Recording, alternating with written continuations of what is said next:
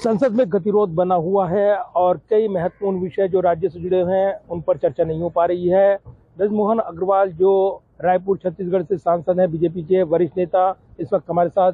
ये जो सदन की कार्रवाई बाधित है, विपक्ष का आरोप है कि SIR पर चर्चा से भाग रही है सरकार, ये आरोप विपक्ष की ओर से लगाए जा रहे हैं। देखिए, शुरुआत के एक सप्ताह तक सदन को नहीं चलने दिया, फिर इस सप्ताह चलने नहीं दे रहे हैं।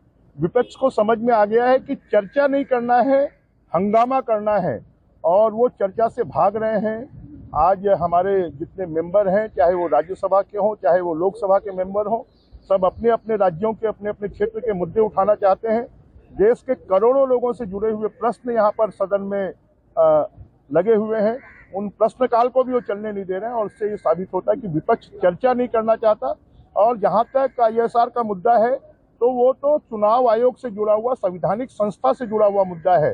तो नियम के अनुसार जिन मुद्दों पर चर्चा करना चाहते हैं, उन मुद्दों के ऊपर में आज हमारे संसदीय कार्य मंत्री किरण रिजिजू जी ने कहा है कि हम चर्चा करने के लिए तैयार हैं, आप नियम के अनुसार आइए। परंतु कांग्रेस को ना नियम से मतलब है, ना कानून से मतलब है। उनको सिर्फ अपनी हार दिख रही है और उससे वो बौखलाए हुए हैं, और उसके कारण सदन की कार्यवाही को बाधित कर सिर्फ सदन की कार्रवाई बाधित नहीं कर रहे हैं, पब्लिक एक्सचेकर के अरबों रुपए को बर्बाद कर रहे हैं।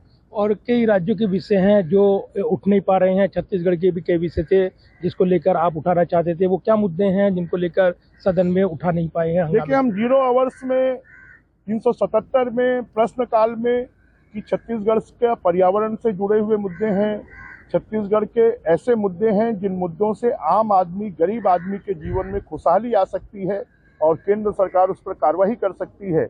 ऐसे सभी मुद्दों को केंद्र की जो कांग्रेस पार्टी है और विपक्षी दल हैं, वो सब सांसदों के अधिकारों को सदन की कार्रवाई बाधित कर किल कर रहे हैं।